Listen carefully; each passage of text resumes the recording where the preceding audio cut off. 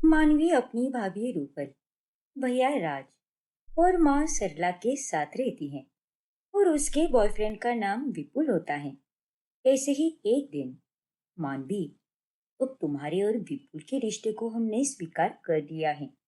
यहाँ तक कि माँ जी को भी कोई एतराज नहीं है। मगर अब पारी है विपुल के घर वालों की। हाँ मानवी, अब बस इसके घर वाले स्वीकार कर ले, फिर दोनों की शादी का मुहूर्त फाइनल किया जाएगा। फिर तुम्हारी शादी धूमधाम से कराई जाएगी।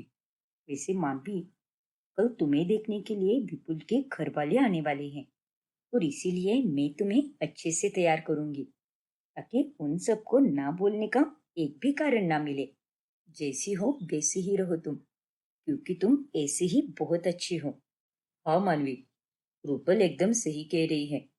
नहीं बाबा, मैं वैसा बिल्कुल भी नहीं करूंगी जैसा तुम दोनों बोल रहे हो, क्योंकि अगर मैं उनके सामने अपने इस असली बोल्ड बेबाक और मॉडर्न अवतार में आ गई तो वो लोग मुझे सीधा रिजेक्ट कर देंगे और मैं ऐसा बिल्कुल भी नहीं होने दे सकती। क्या?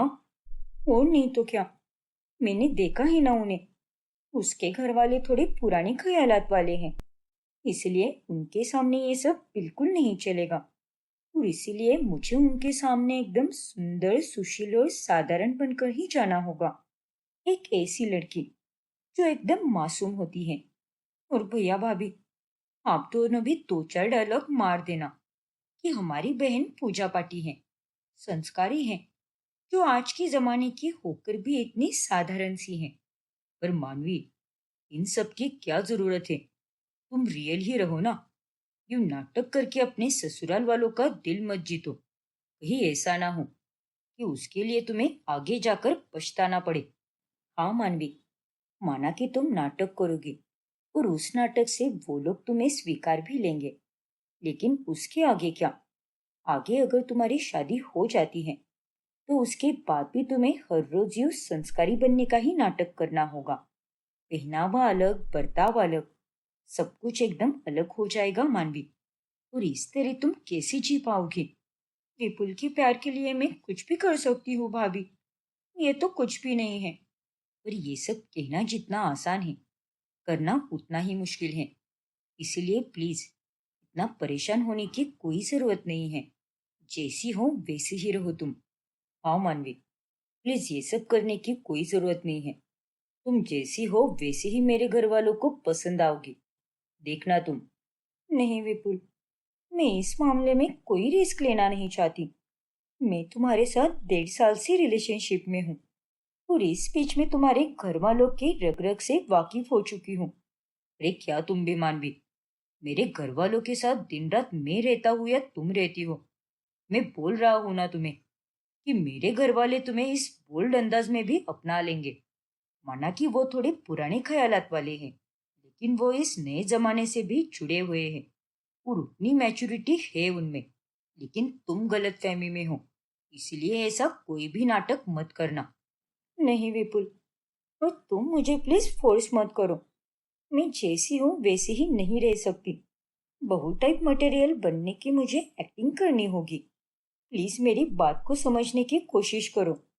मानवी किसी की कोई बात नहीं मानती और वो विपुल के माता पिता यानी भानु और रंजना के सामने एकदम संस्कारी बनने की एक्टिंग करने लगती है। उसने जीन्स टॉप की जगह पर अब कुर्ती पहनी होती है। ये लीजिए अंकल आंटी, जल जाइए। क्या? अरे मानवी, अभी हम तुमसे पहली बार मिलने आए हैं और तुम हमें अभी जलाना चाहती हो क्या? माफ कीजिएगा, मेरे कहने का मतलब ये है कि चल पीजिए, और नाश्ता मैं अभी परोस रही हूँ। सब कुछ मैंने अपने हाथों से बनाया है। क्या बात है, तुम्हारे हाथ का बना खाना ही खाने के लिए आए हैं हम यहाँ पर। सरला जी बड़ी ही तारीफ कर रही थी तुम्हारी। थैंक यू अंकल जी। चलो अच्छा है, मेरे खाना बनाने की तारीफ करके माँ ने भी इस नाटक में मेरा साथ दे ही दिया और इस बुड्ढे को अच्छा खासा बेवकूफ बना दिया। जी भानु भाई साहब, मेरी बेटी ने अपनी भाभी से ही सीखा है सब कुछ। बहुत कमाल का खाना बनाती है। आपके घर में भी रोज रोज नए और स्वादिष्ट पकवान बनाया करेगी। क्या बात है। सबको यही लगता है कि वो खाना मानवी ने बनाया है, जबकि सारा खाना सरला और रूपल ने बनाया होता है। मानवी बेटा, तुम्हारे हाथ का ये खाना खाकर मेरे पास शब्द ही नहीं है। क्या? इतना बुरा बनाया है क्या मैंने खाना? अरे नहीं नहीं, बल्कि बहुत ही स्वादिष्ट बना है। इसे खाकर तो मुझे मजा ही आ गया। अभी ही इतना पसंद आया है। तो जब तुम शादी करके घर आओगी तो मैं तो तुमसे रोजाना ढेर सारे पकवान बनवाया करूंगी। बिल्कुल आंटी जी, क्यों नहीं। सच में बेटा, मुझे तो ये लगा था कि मेरे विपुल ने किसी मॉडर्न जमाने की लड़की को चुना है, लेकिन तुम तो मॉडर्न जमाने की होकर भी कितनी संस्कारी और गुणी हो। वरना आजकल के जमाने की लड़कियों को तो गैस तक ऑन करना नहीं आता, लेकिन तुम तो एकदम दादी और नानी के जैसे खाना बना लेती हो। आपका बहुत बहुत धन्यवाद आंटी जी। ये लीजिए, खाना खाने के बाद ये मिठाई भी खा लीजिएगा। ये सिद्धि विनायक के लड्डू हैं, प्रसाद है। पर मैं गणेश जी की बहुत बड़ी भक्त हूँ। क्या बात है, बहुत खूब बेटा। अरे मानवी बेटा, शायद तुम्हारा फोन बज रहा है। लेकिन ये क्या, तुम्हारी फोन की रिंगटोन तो कान्हा जी का गीत है। हाँ अंकल जी, मैं आजकल के गाने नहीं सुनती। मुझे तो केवल भजन कीर्तन ही अच्छे लगते हैं। मैं कथा में भी जाती रहती हूँ। वाह भाई वाह, तुम तो हमारी उम्मीदों से भी आगे निकल गई। और तुमसे मिलकर हमारा मन बहुत प्रसन्न हो गया। हमेशा ऐसी ही रहना बेटा। हाँ सरला जी, आपने अपनी बेटी को बहुत ही अच्छे संस्कार दिए हैं। धन्यवाद रंजना जी। इस तरह विपुल के घर वाले मानवी को एक मुलाकात में ही पसंद कर लेते हैं, और उनके जाने के बाद मानवी फौरन कुर्ती की जगह अपनी कंफर्टेबल जींस और टॉप पहन लेती है। लो, आ गई अपने अवतार में। मेहमानों के सामने अलग पहनावा और उनके पीछे अलग पहनावा। बिल्कुल माँ। तो कैसा लगा मेरा ड्रामा? बहुत अच्छा किया। लेकिन बेटा, अब भी बोल रही हूं मैं तुझे कि इन सब की कोई जरूरत नहीं है। जैसे मैंने उन दोनों को देखा और समझा है, वो दोनों काफी खुले दिमाग के लोग हैं। उनकी सोच इतनी भी दबी हुई नहीं है जितना कि तू उन्हें समझती है। वाकई में मानवी, मुझे तो लगा था कि वो लोग बहुत ही स्ट्रिक्ट होंगे, अकड़ू से होंगे, मगर ये लोग तो बहुत ही अच्छे निकले। माना कि थोड़े ज्यादा ही संस्कारी हैं, मगर उतने ही मैच्योर भी है वो लोग। और तुझे ये सब नाटक वगैरह करने का कष्ट लेना ही क्यों है, जबकि तेरे ससुराल वाले इतने सॉर्टेड लोग हैं। एग्जैक्टली मानवी। नहीं भैया भाभी, आप लोग नहीं जानते। ये लोग ऐसे ही होते हैं। शुरू शुरू में बड़े ही अच्छे बनेंगे, लेकिन धीरे धीरे बाद में इनके असली रूप दिखने लगते हैं। और इसलिए मैंने विपिन को भी यही बात कही है कि मैं कोई भी रिस्क नहीं लेने वाली। मुझे विपुल के साथ रहने के लिए अगर चौबीसों घंटे भी ये संस्कारी बहू की एक्टिंग करनी भी पड़े, तो भी मैं ये खुशी खुशी कर लूंगी। अरे पर तुझे इतना ज्यादा करने के लिए किसने कहा है? जल लीजिए, भजन सुनती हो, ये वो। आज तो तूने अच्छे से एक्टिंग कर ली, लेकिन तेरी बड़ाई करने के तरीके को देखकर ऐसा लग रहा है कि जल्दी तेरे ससुराल वालों को तेरी झूठी एक्टिंग पर शक हो जाएगा। हाँ मानवी, हम महाराजा के जमाने में थोड़ी ना जी रहे हैं जो हमें इतना ज्यादा संस्कारी बनना है। देखो, तुम्हें कोई एक्टिंग या नकाब पहनकर रहने की कोई नौबत नहीं आएगी। तुम केवल जैसी हो वैसी ही रहो, एकदम नेचुरल। उसी से वो लोग बहुत इम्प्रेस हो जाएंगे। Just trust me. नहीं भाभी, आप लोग उन्हें नहीं जानते हो, लेकिन मैं उन्हें काफी समय से जानती हूँ, और मुझे इस बात का बहुत अच्छा एक्सपीरियंस है। तभी तो मैं ये नाटक कर रही हूँ। मानवी किसी की कोई बात नहीं मानती, और वो अपना नाटक करना जारी रखती है। विपुल और उसकी शादी की तैयारियां भी जोरों से शुरू हो जाती हैं। ऐसे ही एक रोज जब रंजना उसे कॉल करती है, तभी। हेलो मानवी बेटा, क्या कर रही हो? खाना वाना खाया कि नहीं? नहीं आंटी जी, वो आज मैंने व्रत रखा है ना, इसीलिए। मैं हर मंगलवार को व्रत रखती हूँ, ताकि मेरे जीवन से जुड़े हर व्यक्ति का कल्याण हो। अरे वाह, कितने अच्छे विचार है तुम्हारे बेटा। अपने साथ साथ बाकी सबके बारे में भी इतना अच्छा सोचने के लिए बहुत बड़ा दिल होना चाहिए, जो तुम में मौजूद है। धन्यवाद आंटी जी। फिर शाम के समय जब मानवी बाजार में जाती है, तभी ओ माय गॉड, इन गोलगप्पों को देखकर तो मेरे मुंह में से पानी की फाड़ आ रही है। आज तो मैं ये खाकर ही रहूंगी। बाजार में वैसे भी बहुत कम ही आती हूँ मैं आजकल, तो अब ये गोलगप्पे खाना तो बनता ही है। फिर मानवी ये गोलगप्पे खाने लगती है, लेकिन उतने में वहां पर रंजना आ जाती है और वो मानवी को गोलगप्पे खाते देखकर हैरान रह जाती है। अरे मानवी बेटा, तुम गोलगप्पे खा रही हो? अरे आंटी जी, आप आप यहाँ कैसे टपक पड़ी? मेरा मतलब, आप यहाँ पर कैसे आ गई आंटी जी? नमस्ते। नमस्ते बेटा। दरअसल मैं इस बाजार में जरा खरीदारी करने आई थी, तभी अचानक से मैंने तुम्हें गोलगप्पे खाते हुए देखा। लेकिन तुमने तो आज दोपहर को ही कहा था ना मुझे कि आज तुम्हारा व्रत है, लेकिन तुम तो यहाँ पर एकदम मजे से गोलगप्पे खा रही हो।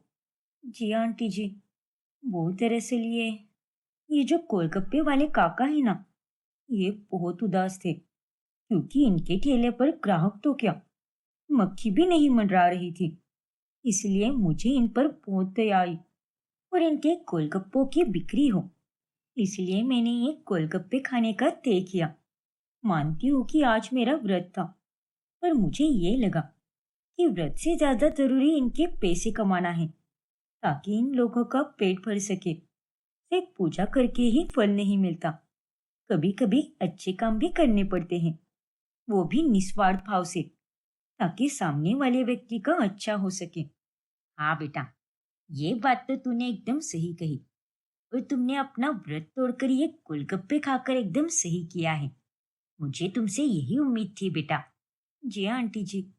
वैसे आंटी जी, अब जब हम दोनों एक दूसरे को मिल ही गए हैं, तो चलिए साथ मिलकर खरीदारी करते हैं। हाँ हाँ बिल्कुल, लेकिन उससे पहले हम मंदिर जाएंगे। हर मंगलवार मैं शाम के समय मंदिर जाती हूँ, यही 2 मिनट की दूरी पर है। ठीक है बेटा, चलते हैं फिर साथ में। चलो। अच्छा खासा चूना लगा दिया, और शुक्र है कि आज मैंने इंडो वेस्टर्न कपड़े पहने हैं। अगर रंजना आंटी मुझे जींस टॉप या कोई और पोल्ट पहनावे में देख लेती, तो आज तो मेरी शामत ही आ जाती। फिर वो दोनों वहां से मंदिर चली जाती हैं। फिर बाद में वो ये सारी बातें विपुल और भैया भाभी को बताती हैं। बाप रे, आज तो तुम बाल बाल बच गई।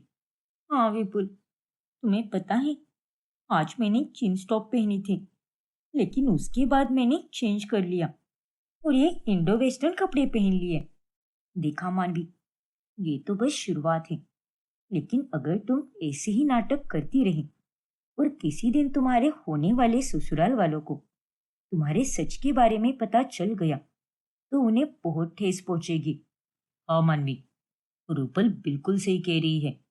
छुपाई हुई बात जब किसी को पता चलती है, तब बहुत ठेस पहुंचती है, और वो किसी धोखे से कम नहीं होता। इसलिए ये नाटक और लंबा चले, उससे बेहतर यही होगा कि तुम रंजना आंटी और भानु अंकल को जाकर सब सच बता दो। और ये तो तुम बस एक ड्रामा कर रही हो। माना कि तुम असल में मॉडर्न हो, लेकिन साथ में संस्कारी भी हो, और उसमें कोई दिक्कत नहीं है। नहीं नहीं, चाहे कुछ भी हो जाए, मैं उन लोगों को ये सब कभी नहीं बताऊंगी। उतने में वहां पर भानु आ जाता है और उसे देखकर सब घबरा जाते हैं।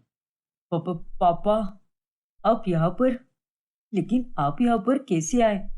मुझे तुम लोगों से ये उम्मीद बिल्कुल नहीं थी, और खास तौर पर तुमसे मानवी। तुमने हमारे सामने अपना नकली रूप दिखाया, और तुम हमारे पीछे कुछ और ही हो। ये जींस टॉप पहनती हो तुम, और हमारे सामने कुर्ती पहनती हो।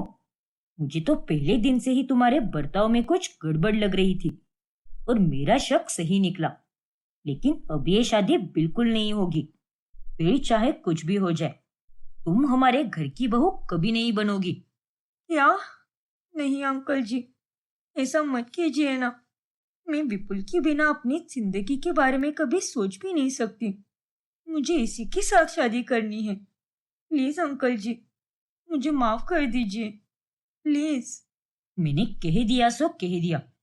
और विपुल बेटा, चल यहाँ से। अब इस लड़की के साथ तेरा कोई रिश्ता नहीं है। भानु विपुल को अपनी साथ लेकर चला जाता है। अब आगे क्या होगा जानने के लिए हमारा अगला भाग देखना ना भूलें। और अगर आपने हमारा चैनल सब्सक्राइब नहीं किया है तो अभी सब्सक्राइब कीजिए और बेल आइकॉन दबाना ना भूलें। कुंदन अपनी 5 बहनें तारा, सिमरन, मायरा, रुबीना और लवली के साथ रहता है। एक रोज, अरे भैया, मुझे 10,000 रुपए चाहिए थे। वो आज मेरा मेकअप का सामान आने वाला है ना, इसीलिए। और भैया, मुझे और रुबीना को 20,000 रुपए चाहिए। वो हमारी फ्रेंड की पार्टी में पहनने के लिए ड्रेस खरीदना है ना, इसीलिए। हाँ भैया, तारा और मैं भी आज स्पा के लिए जा रहे हैं, तो हमें भी कार चाहिए। आते आते थोड़ी बहुत शॉपिंग भी कर लेंगे और किसी 5 स्टार होटल में बैठकर खाना भी खा लेंगे। ओके माय डियर बहनों, मैं तुम पांचों की सारी फरमाइशें पूरी करूंगा। तुमने जो जो मांगा है सब मिलेगा। हाउ स्वीट भैया, आप कितने अच्छे हो। भगवान आपके जैसा भाई सबको दे। एग्जैक्टली। माँ और पापा के जाने के बाद तो तुम पांचों ही मेरा सब कुछ हो, और तुम्हारी खुशी का ख्याल रखना ही मेरी सबसे पहली जिम्मेदारी है। और उनके जाने के बाद तो आप ही हमारे माँ पापा हो। थैंक यू सो मच भैया, आपने हमारी हर एक चीज का ध्यान रखा है। अरे बस बस, अब मुझे काम करने दो और तुम जाकर एंजॉय करो। कुंदन शहर का सबसे बड़ा बिजनेसमैन होता है। इतनी शान और शौकत होने के बाद भी उसमें रत्ती भर का भी घमंड नहीं होता। अरे रामू, मेरा नया कोट कहाँ पर है? मुझे पहनना था आज उसे। मैंने कहा था ना तुमसे वो कोट तैयार रखने के लिए। साहब, वो दरअसल। अरे मुंह में दही जम गया है क्या तुम्हारे? जल्दी बोलो, भैया का कोट कहाँ पर है? अरे वो उनका लकी कोट है, और आज तो भैया की इंटरनेशनल क्लाइंट्स के साथ मीटिंग है। माफ कीजिए साहब, दरअसल वो कोट धोते समय खराब हो गया और अब वो पहनने लायक रहा ही नहीं। मुझसे बहुत बड़ी गलती हो गई। आपके लिए वो कोट कितना कीमती था, और ये बात मुझे अच्छे से पता है। माफ कर दीजिए साहब। अरे ये तुम क्या बकवास कर रहे हो? ऐसे कैसे खराब हो गया वो कोट? माफ कीजिए मैडम जी, लेकिन मेरी इस गलती के कारण मुझे मत निकालिए। मैं आपके सामने हाथ जोड़ता हूँ। मैं अगली बार से बहुत बारीकी से ध्यान रखूंगा, पक्का साहब। अरे वो तो तब होगा ना जब तू यहाँ पर काम करेगा। तुम्हें अभी के अभी मैं काम से निकाल रही हूँ। अरे हमारे घर में ऐसे बेवकूफ और लापरवाह नौकरों के लिए कोई जगह नहीं है। ऐसा मत बोलिए ना मैडम, मैं आपसे विनती करता हूँ। मेरे 2 छोटे छोटे बच्चे हैं, घर में बूढ़ी अम्मा भी है। अरे तो हम क्या करें, बस कपड़े धोने का ही काम रहता है तेरा, लेकिन वो काम भी तुझसे ठीक से नहीं हो पाता। अरे बिगाड़ बिगाड़ कर तूने भैया का अच्छा खासा लकी कोट ही खराब कर दिया है। इडियट कहीं का। अब चला जाए यहाँ से। नहीं तारा, रामू कहीं नहीं जाएगा। व्हाट? हाँ तारा, मैं मानता हूँ कि रामू से गलती हुई है, और हम भी अपने कामों में कभी कभार ही सही, लेकिन जाने अनजाने में हमसे भी गलती हो ही जाती है। और आज वही गलती रामू से भी हो गई, और ये तो काफी ईमानदार और मेहनती आदमी है, तो इसे माफी जरूर मिलेगी। पर भैया। इट्स ओके तारा, कोट ही तो है, और वैसे भी वो सिर्फ नाम के लिए लकी कोट था। मेरी डील पक्की होना ये मेरी मेहनत और काबिलियत पर निर्भर है, ना कि किसी लकी कोट के पहनने पर। आपकी मुझे यही आदत पसंद नहीं है भैया। हर बार इन गरीब फटीचरों को माफ कर देते हो आप। अरे ये लोग बस दिखने में मासूम होते हैं, लेकिन अंदर से तो ये लोग बड़े ही नालायक होते हैं। बस तारा, इस तरह से बात मत करो। गरीब अमीर होने से पहले ये एक इंसान है, ये मत भूलो तुम। और रामू, तुम घबराओ मत, तुम्हारी नौकरी नहीं जाएगी। बस अगली बार से ध्यान से काम करना। अब तुम जा सकते हो। ठीक है साहब, आपका बहुत बहुत शुक्रिया।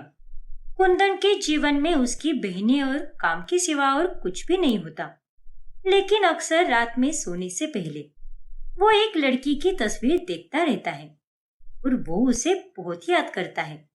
पता नहीं उस दिन के बाद से तुम कहाँ चली गई हो। मुझे तुम्हारी बहुत याद आती है जूही। काश उस दिन में तुम्हें अपने दिल का हाल बयां कर पाता। लेकिन जो कुछ भी होता है वो अच्छे के लिए ही होता है और मुझे मेरे भगवान पर पूरा विश्वास है। अगर हम दोनों को मिलना होगा तो एक ना एक दिन हम जरूर मिलेंगे। फिर एक दिन, गाइस, कल 25 तारीख है। हाँ तो ये 25 तारीख तो हर महीने आती है, इसमें क्या नया है? अरे तुम सब भूल गए क्या? कल भैया का जन्मदिन है। अरे हाँ, शिट यार, पता नहीं ये बात हम कैसे भूल सकते हैं। वो हमारे लिए कितना कुछ करते हैं, पर हम है कि उनका जन्मदिन भी याद नहीं रखते। अब ये सब सोचकर कोई फायदा नहीं। 12 बजने के लिए बस कुछ ही घंटे रह गए हैं, तो हमें भैया के लिए कोई गिफ्ट खरीदना होगा और साथ ही कल की तैयारी भी करनी होगी। हाँ लवली, तू बिल्कुल सही कह रही है। अरे भैया तो हर साल की तरह बोरिंग बर्थडे ही मनाएंगे, लेकिन हम इस बार उनका ये दिन एकदम मजेदार बनाएंगे। लेकिन हम भैया को क्या गिफ्ट करें और तैयारी भी कैसी करनी है? अब ये सब कुछ जल्द से जल्द सोचना पड़ेगा। जल्दबाजी में ही सही, लेकिन कुंदन की 5 बहनें उसके लिए अच्छे अच्छे तोहफे खरीदती है और रात 12 बजे उसके रूम में केक कट किया जाता है। हम 5 बहनों की तरफ से आपको जन्मदिन की ढेर सारी बधाई भैया। Thank you so much. और जब तुम सब मेरे साथ हो तो मेरा हर एक दिन किसी जन्मदिन से कम नहीं है। ओह, हाउ स्वीट भैया। अब हमने जो कपड़े आपको गिफ्ट किए हैं, कल पार्टी में वही कपड़े पहनना आप, क्योंकि हर साल की तरह इस साल भी आपने कोई शॉपिंग की ही नहीं होगी, है ना? हाँ सिमरन, लेकिन पार्टी की क्या जरूरत है? देखो, कल शाम में तुम 5 और हमारा स्टाफ हम सब मिलकर सेलिब्रेट करेंगे। अरे मेरे लिए तो मेरा परिवार ही सबसे अहम है, इसीलिए कल शाम का समय मैं अपने लोगों के साथ ही बिताना चाहता हूँ और ये पार्टी वार्टी में मुझे तो कोई इंटरेस्ट नहीं है। ओफो भैया, इतने बड़े बिजनेसमैन होकर भी आप ये सारी बातें कैसे कर सकते हो? लोग क्या सोचेंगे? इतना पैसे वाला होकर भी आदमी एक पार्टी भी नहीं दे सकता। लोग क्या बोलते हैं और क्या नहीं, उससे मुझे कोई फर्क नहीं पड़ता और मुझे दिखावा करना अच्छा नहीं लगता। अरे मैं तो बस दिल से खुश होना चाहता हूँ, ना कि दुनिया को दिखावा करके। तो फिर कल आप क्या करने वाले हो भैया? आश्रम जाकर दान करूंगा और सभी अनाथ बच्चों के साथ वक्त गुजारूंगा। फिर मंदिर जाकर भगवान का आशीर्वाद लूंगा और शाम का समय में तुम सबके साथ बिताऊंगा और यही मेरे लिए सबसे बेस्ट बर्थडे रहेगा। ओह गॉड भैया, सच अ बोरिंग बर्थडे प्लान। हर 2 महीनों में आप कभी अनाथ आश्रम तो कभी वृद्धाश्रम चले जाते हो और वहां जाकर आप लाख लाख रुपए का डोनेशन भी करते हो। अरे वो लोग तो आपको लूटने का काम करते हैं और आप हो के लूट भी जाते हो। और नहीं तो क्या भैया, उल्टा उन्हीं पैसों का इस्तेमाल करके आप बड़ी बड़ी पार्टीज और ट्रिप पर भी जा सकते हो। आखिर ये दान करके आपको क्या मिलने वाला है? वो सब मैं कुछ भी नहीं जानता, लेकिन मुझे बस दूसरों के चेहरे पर खुशी देखना पसंद है। अब भगवान ने मुझे इतना धन दिया है तो मैं उसका सही से इस्तेमाल करूंगा ना। कुंदन की ये बातें सुनकर रूबीना और सिमरन अपना सर पकड़ लेती है और कुंदन अपने तरीके से ही उसका जन्मदिन मनाता है और रात में भी वो अपने स्टाफ के साथ बैठकर ही खाना खाता है। फिर एक दिन जब कुंदन मीटिंग के लिए कहीं जा रहा होता है, तभी उसे रास्ते पर एक लड़की दिखाई देती है। जूही, कहीं मैं कोई सपना तो नहीं देख रहा ना? अरे नहीं, ये तो सच में जूही है। कुंदन अब गाड़ी रोककर जूही के पीछे चला जाता है और वो उसे रोक लेता है। कुंदन, तुम? थैंक गॉड जूही, आज तक तुम्हें मेरा नाम भी याद है। ये तुम कैसी बातें कर रहे हो कुंदन? मैं तुम्हें जानती हूँ। अरे तुम्हारा नाम तो अक्सर अखबारों में पढ़ती रहती हूँ मैं। कैसे हो तुम? मैं ठीक हूँ जूही, तुम बताओ। मैं भी बिल्कुल ठीक हूँ। सॉरी जूही, मैंने इस तरह सड़क पर तुम्हें रोक दिया। अरे कोई बात नहीं। वैसे तुम कहाँ चली गई थी? सेकेंड ईयर के बीच में ही तुमने कॉलेज छोड़ दिया था और किसी को कुछ बताया भी नहीं तुमने। हाँ कुंदन, वो दरअसल मेरे पापा की जॉब शिफ्ट हो गई थी ना, इसीलिए मुझे ये एरिया चेंज करना पड़ा और मैंने फर्स्ट सेमेस्टर के बाद ही कॉलेज छोड़ दिया। वैसे मेरा कोई खास दोस्त भी नहीं था, इसीलिए किसी को कुछ बताने की गुंजाइश ही नहीं थी। आई नो, तुम तो बस पढ़ाई में ही खोई रहती थी। वैसे अब क्या कर रही हो तुम? मैं अभी खुराना ग्रुप ऑफ इंडस्ट्रीज में मैनेजर की पोस्ट पर हूँ। अब और भी मेहनत करती हूँ। अब आगे जो बढ़ना है मुझे। जरूर जाओगी जूही। चलो ना, पास ही में एक कैफे है, तो हम दोनों साथ में कॉफी पी सकते हैं। आई मीन, अगर तुम्हारे पास समय हो तो। हाँ हाँ, क्यों नहीं। चलो। जूही और कुंदन दोनों कैफे में जाकर कॉफी पीते हैं और वो दोनों वहां पर ढेर सारी बातें करते हैं। उस दिन वो दोनों एक दूसरे का नंबर भी एक्सचेंज करते हैं और कुंदन की खुशी का अब कोई ठिकाना नहीं होता। ओए होए, क्या बात है भाई, फोन में देख देख कर बड़े खुश हो रहे हो आज तो आप। जरा हमें भी तो बताओ कि आपकी इस खुशी के पीछे क्या राज है। हाँ यार, अरे देख तो तारा, भैया का चेहरा एकदम टमाटर की तरह लाल हो चुका है। तुम दोनों भी ना, जाओ जाकर अपना काम करो। बड़ी आई मुझे छेड़ने वाली। अरे मैं तो हमारी कंपनी ने अचीव किए हुए टारगेट को देखकर खुश हो रहा हूँ, और दूसरी कौन सी वजह हो सकती है? हाँ हाँ, अरे हमें इतना भी बेवकूफ मत समझो भैया। हमें अच्छी तरह से पता है कि आप किस टारगेट की बात कर रहे हो। तुम दोनों जाती हो या? हाँ बाबा, जा रहे हैं। Enjoy your time. तारा और मायरा वहां से चली जाती हैं। वही कुंदन को जूही से बात करके बहुत अच्छा लगता है। किस्मत भी कितनी अजीब होती है। मैंने तो कभी सोचा भी नहीं था कि हम दोनों इस तरह से फिर मिलेंगे, लेकिन अब जो मिले हैं, अब फिर से अलग नहीं होंगे हम। अब कुंदन और जूही अक्सर एक दूसरे को मिला करते हैं। फिर एक रोज वो कुंदन के घर पर खाना खाने भी आती है और जब वो वहां से निकल रही होती है, तभी बाहर से आ रही कुंदन की बहनें जूही को देखकर हैरान रह जाती है। अरे भैया, आप किसी नई नौकरानी को हायर कर रहे हो क्या? क्या? नहीं तो फिर वो काली लड़की कौन थी भैया, जो अभी अभी घर के बाहर निकली है? आओ भैया। अरे नालायको, वो मेरी दोस्त है जूही। क्या? हाँ, और वो मेरी बहुत अच्छी दोस्त है। हम दोनों एक ही कॉलेज में पढ़ा करते थे और अचानक से सेकेंड ईयर के बीच में ही उसने कॉलेज छोड़ दिया। अब इतने सालों के बाद हम दोनों फिर मिले हैं और फिर हमारी दोस्ती की एक नई शुरुआत हुई है। ओह गॉड भैया, मुझे लगा नहीं था कि आप ऐसे मिडिल क्लास और काले लोगों से दोस्ती भी रखते हो। वही तो, और इसे देखकर तो ये लग रहा है कि ये लड़की आपकी केवल दोस्त नहीं बल्कि उससे बढ़कर है। देखिए भैया, आप तो कितने अच्छे हो, तो ऐसे मामूली लोगों को अपनी जिंदगी में खास दर्जा क्यों दे रहे हो? अगर वो काली या मिडिल क्लास है तो क्या हुआ? देखो, आज तो तुम दोनों ने ये बात बोल दी है, लेकिन आइंदा मत बोलना। हर बार में तुम पांचों को सही चीजें सिखाता हो, लेकिन कोई भी बात तुम लोगों के दिमाग में बैठती ही नहीं। ना जाने कब सुधरोगे तुम पांचों। कुंदन नाराज होकर वहां से चला जाता है। ऐसे ही दिन गुजरते जाते हैं और उन दोनों का रिश्ता और गहरा हो जाता है। और अब कुंदन अपने प्यार का इजहार करने के लिए बेकरार हो जाता है। फिर एक दिन, सब ठीक तो है ना कुंदन? तुम और मैं जब भी मिलने का तय करते हैं तो वो 2 से 3 पहले ही फिक्स हो जाता है। तो फिर आज तुमने मुझे इस तरह लास्ट मिनट पर क्यों बुलाया है? माफ करना जूही, लेकिन ना जाने क्यों मैं आज खुद को रोक ही नहीं पाया और दिल से आवाज आई कि बस कह डालूं आज। अच्छा, लेकिन ऐसा क्या कहने वाले हो तुम?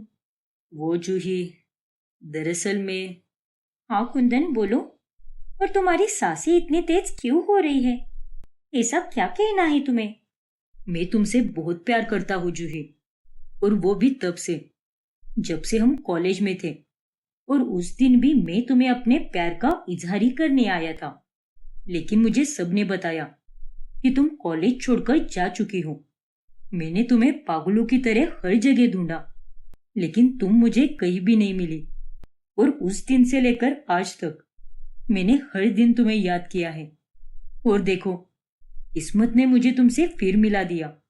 इसीलिए मैंने ये मौका नहीं छोड़ा जूही, और तुमसे इजहार करने का तय कर दिया। क्या? कुंदन की ये बातें सुनकर जूही एकदम चौंक जाती है। ये तुम क्या कह रहे हो कुंदन? आखिर तुम्हें मुझसे प्यार कैसे हो गया? अरे तुम कहाँ और मैं कहाँ? तुम कितने अमीर और हैंडसम हो, और मैं एक मिडिल क्लास लड़की हूँ और इतनी काली सावली सी हूँ। अब ये तुमसे किसने कहा जूही कि सुंदरता सिर्फ रंग रूप से ही झलकती है? और ये तो देखने वाले के नजरिए पर निर्भर होता है। देखो जूही, पिछले कुछ सालों से मैं बहुत तड़पा हूँ, और तुम तक पहुंचने का कोई जरिया भी नहीं था मेरे पास। ना कोई फोन नंबर, ना कोई एड्रेस, ना ही कुछ और। जब तुम यहाँ पर नहीं थी ना, तब भी मैंने सिर्फ तुमसे ही प्यार किया है। मैं तुम्हारे प्यार की इज्जत करती हूँ कुंदन, लेकिन हम दोनों के बीच ऐसा कुछ भी नहीं हो पाएगा। और तुम्हें भी समझना होगा कि मैंने तुम्हें कभी उस नजरिए से देखा ही नहीं, और अब तुम मेरे केवल एक अच्छे दोस्त हो। हाँ जूही, मैं जानता हूँ, और मैं तुमसे कुछ मांग भी नहीं रहा।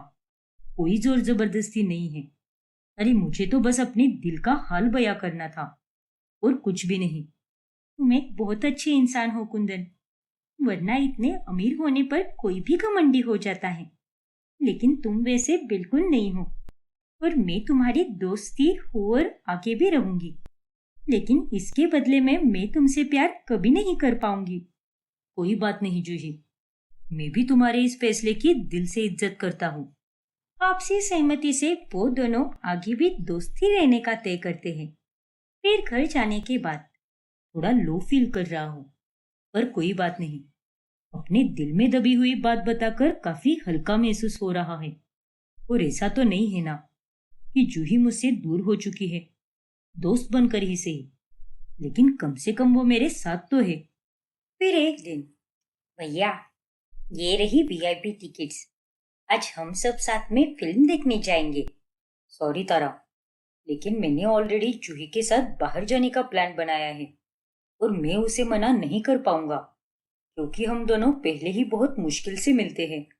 सीरियसली भैया, आप इससे पहले तो अपना सारा काम छोड़कर हम पांचों बहनों के लिए समय निकाला करते थे, और अब जब आपको आपकी वो पुरानी दोस्त मिल गई है, तब से आप अपनी बहनों को भूल ही चुके हैं।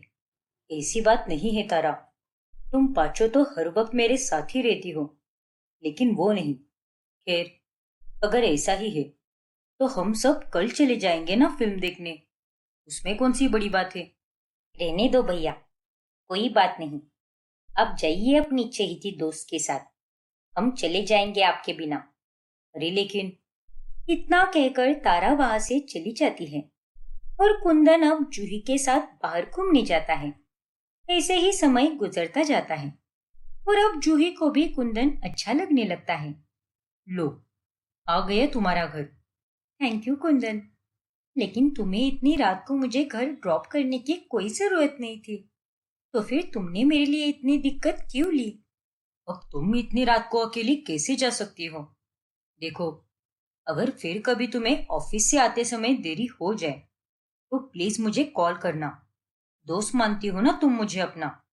हाँ बाबा, लेकिन फिर भी। खैर, अब तुम चले जाओ अपने घर, बहुत देर हो चुकी है। तुम्हारी बहनें घर पर परेशान हो रही होंगी। हाँ Juhi, good night. Good night Kundan. फिर कुंदन वहां से चला जाता है। जैसा भी है, दिल का बहुत अच्छा है कुंदन। भगवान ऐसे लोग बहुत कम बनाता है। क्या तो बीजू है, तेरे मन में ये कैसे ख्याल आ रहे हैं? वो तो सिर्फ एक दोस्त होने के नाते ही अच्छा है, और कुछ नहीं। चलो, अब बहुत देर हो रही है, पहले जाकर तो मैं खाना खाऊंगी। जूही और कुंदन की बढ़ती दोस्ती को देखकर कुंदन की बहनों को गुस्सा आने लगता है। मुझे तो कुछ समझ ही नहीं आ रहा, भैया तो आजकल इतना ज्यादा व्यस्त हो रहे हैं, कि पूछो ही मत। उनके पास तो हमारे लिए समय ही नहीं है। वही तो। अरे मुझे अपने बिजनेस की शुरुआत करनी है। भैया के साथ बैठकर इसके बारे में बात करनी है मुझे। लेकिन उन्हें अपनी उस काली कलुटी दोस्त से फुर्सत मिले तब ना। तुम चाहो तो फिर भी उनसे थोड़ी बहुत बात कर पाती हो। लेकिन मैं तो दिन भर कॉलेज में ही रहती हूँ। और इस हफ्ते से फैशन वीक अटेंड करने के कारण मैंने तो भैया से बात तो क्या, उनकी तो मैंने शक्ल भी नहीं देखी है। वरना पहले तो वो रात में मुझसे कमरे में मिलने आया करते थे। लेकिन अभी तो उन्हें मेरी कुछ पड़ी ही नहीं है। हाँ ना, भैया के हाव भाव देखकर तो ऐसा बिल्कुल भी नहीं लगता कि वो उस जूही को केवल अपनी दोस्त के तौर पर देखते हैं। आई जस्ट होप कि उनके मन में उस काली जूही के लिए कुछ और फीलिंग ना जाग जाए। वरना ऐसा हुआ तो अच्छा नहीं होगा। फिर एक रोज मायरा की सहेली जब उसे कॉल करती है तभी, क्या? हाँ यार मायरा, तेरे भैया को देखा मैंने आज। अरे वो तो किसी काली लड़की के साथ घूम रहे थे। इतने बड़े बिजनेसमैन होने के बाद भी वो इतनी लो क्लास और बदसूरत लड़की के साथ कैसे घूम सकते हैं? अरे मुझे उनसे ये उम्मीद बिल्कुल भी नहीं थी। काफी घटिया चॉइस है तेरे भैया की। और वो जिस तरह से उस लड़की के साथ बर्ताव कर रहे थे ना, वो देखकर तो ऐसा ही लग रहा था जैसे कि वो उससे प्यार करते हैं। काली लड़की यानी वो जरूर चूही ही होगी। इस चूही की तो ऐसी की तैसी। पता नहीं उसने भैया पर क्या जादू किया है। मायरा को अब बहुत गुस्सा आता है और वो जाकर कुंदन को सुनाने लगती है। अरे ये आप क्या कर रहे हो भैया? आप अपनी ही इज्जत अपने हाथों से बर्बाद क्यों कर रहे हो? अरे क्या जरूरत है उस काली लड़की के साथ बातचीत करने की? आज मेरी सहेली ने आप दोनों को देखा है और वो बोल रही थी कि तेरे भाई की चॉइस कितनी घटिया है। क्या? हाँ भैया। अरे आप ऐसा क्यों कर रहे हो? कहा वो बदसूरत जूही और कहा आप भैया। अरे क्या मेल है ये? लोग थूकेंगे आप पर। कोई पसंद नहीं करेगा आप दोनों की जोड़ी को।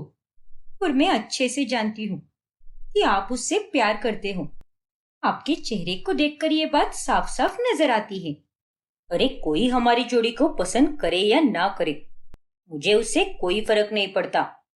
और रही बात जूही की, तो उससे ज्यादा सुंदर इस दुनिया में और कोई भी नहीं है। और रही बात मेरी इज्जत की, तो मुझे उसकी कोई परवाह नहीं है। लेकिन भैया। बस मायरा, बहुत बोल गई तुम, लेकिन अब और नहीं। कुंदन की ये बातें सुनकर मायरा अब चुप हो जाती है। फिर एक दिन, क्या हुआ जूही? हमेशा जब हम मिलते हैं तब तुम्हारे चेहरे पर अलग ही चमक होती है, लेकिन आज तुम्हारा चेहरा काफी उतरा उतरा सा लग रहा है। क्या बात है? कोई टेंशन है क्या? नहीं कुंदन, सब ठीक है। बस काम के प्रेशर के कारण चेहरे का रंग थोड़ा सा उतरा हुआ है। बाकी ऐसी कोई बात नहीं है। नहीं जूही, कुछ तो है जो तुम मुझसे छुपा रही हो। प्लीज बताओ ना मुझे। देखो, तुम्हें हमारी दोस्ती की सो। ओफो कुंदन, तुम भी ना। वो दरअसल हमने हाल ही में एक घर लिया है, इसीलिए वहां का एक हफ्ता भरना है मुझे। और इस बार मेरी सैलरी लेट आने वाली है और मुझे तो कुछ समझ ही नहीं आ रहा कि मैं करूँ तो क्या करूँ। अच्छा, तो ये बात है क्या? हाँ कुंदन। कितना भरना है हफ्ता? पूरे 40,000 रुपए है कुंदन। पापा की पेंशन तो 20,000 आती है, लेकिन वो सारे पैसे उनकी दवाइयों पर ही चले जाते हैं। इसीलिए मैं उनसे पैसे नहीं मांग सकती। बस उसी टेंशन के कारण ये हाल हुआ है मेरा। अरे कोई बात नहीं जूही, मैं हूं ना।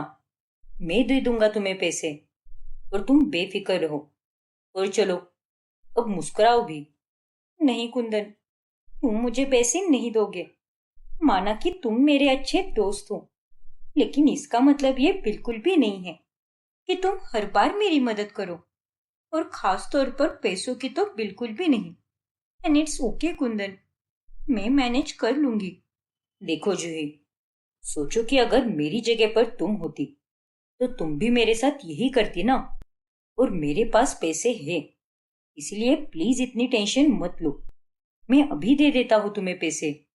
ठीक है Kundan, and thank you so much, लेकिन मैं तुम्हारे पैसे सिर्फ एक ही शर्त पर स्वीकारूंगी, और वो ये है कि वो पैसे तुम्हें वापस लेने होंगे। ठीक है मेरी प्रिय आत्मनिर्भर सहेली, ले लूंगा वापस पैसे। और कुछ? नहीं कुंदन, और कुछ भी नहीं। फिर कुंदन जूही को पैसे दे देता है और घर का हफ्ता भरकर जूही टेंशन फ्री हो जाती है। फिर एक दिन जूही अपने हाथों से खाना बनाकर कुंदन के घर भेजती है, जिसे खाकर उसकी बहनें बहुत तारीफ करती हैं।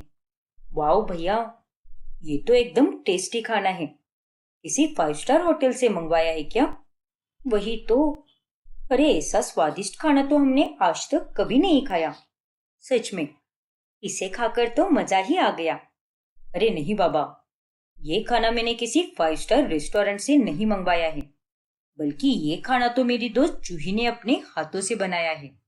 क्या? Oh no! ओ गॉड भैया, पहले तो बताना था ना।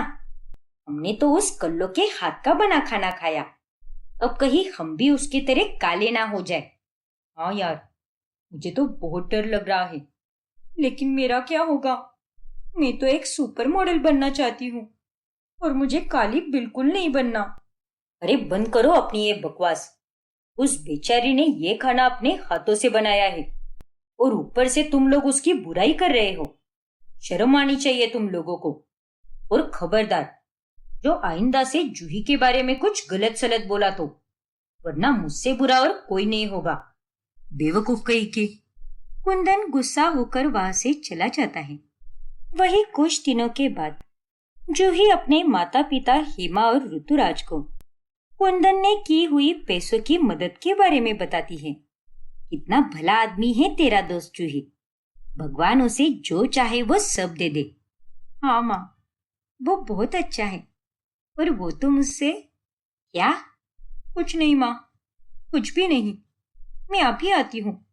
वो दूध का पतीला रख आई हूँ ना गैस पर। अरे बड़ी अजीब लड़की है। और वो मुझसे क्या, आगे कुछ कहे बिना ही चली गई है। तो अब जूही कुंदन को बुलाकर उससे अपने प्यार का इजहार कर देती है, और दोनों एक दूसरे के गले लगते हैं। तुम अंदाजा भी नहीं लगा सकती जूही कि आज मैं कितना खुश हूँ। Thank you so much Juhi. Thanks to you Kundan. हमेशा हर मोड़ पर एक सच्चे साथी की तरह तुमने मेरा साथ निभाया है, और मैं तुमसे शादी भी करना चाहती हूँ। क्या तुम मुझसे शादी करोगे? बेशक जूही, तुमसे शादी करके तो मेरा सपना पूरा हो जाएगा, और मुझे तो अभी भी ये पल किसी सपने से कम नहीं लग रहा। अरे बुद्धू, ये कोई सपना नहीं है, बल्कि हकीकत है। लेकिन कुंदन, तुम्हारी बहनों का क्या? उन्हें हमारी शादी से कोई एतराज तो नहीं होगा ना? मेरा मतलब मैं इतनी काली हूँ, ऊपर से मिडिल क्लास भी हूँ, और ये सब, कहीं वो मुझे नापसंद ना कर दे। नहीं जूही, मेरी बहनें ऐसी बिल्कुल नहीं हैं। हाँ, थोड़ा सा बचपना है उनमें, लेकिन उनके लिए मेरी खुशियों से बढ़कर और कुछ भी नहीं है, और ये बात मैं अच्छे से जानता हूँ। ठीक है कुंदन, अगर तुम कह रहे हो तो यही होगा, और अब हम दोनों को एक होने से कोई नहीं रोक सकता जूही। फिर जूही अपने घर पर यह सब बताती है, जिसके बाद ऋतुराज और हेमा इस रिश्ते को स्वीकार लेते हैं। लेकिन दूसरी तरफ जब कुंदन अपनी बहनों को ये खबर देता है, तभी ओ नो, जिसका डर था वही हुआ। अरे आप तो उस जूही से शादी करने वाले हो। हाँ तारा, और तुम सब भी तैयार हो जाओ, क्योंकि अब तुम्हारी भाभी आने वाली है। और ये सच है कि मैं जूही से बहुत प्यार करता हूँ, और हम दोनों में अब सब ठीक हो चुका है। नहीं भैया, आप जूही से शादी नहीं कर सकते। अरे वो काली लड़की हमारी भाभी नहीं बन सकती। हाँ भैया, हमें हमारी इज्जत बहुत प्यारी है, और उस काली लड़की से शादी करके आपका करियर भी बर्बाद हो जाएगा। लोग आपका मजाक बनाएंगे, ताने कसेंगे वो आपको। अरे आपका लेवल बहुत हाई है, और वो लड़की आपकी लेवल की बिल्कुल नहीं है। एग्जैक्टली भैया। अपनी बहनों की ये बातें सुनकर कुंदन गुस्से से आग बबूला हो जाता है। अब आगे क्या होगा जानने के लिए हमारा अगला भाग देखना ना भूलें। और अगर आपने हमारा चैनल सब्सक्राइब नहीं किया है तो अभी सब्सक्राइब कीजिए और बेल आइकॉन दबाना ना भूलें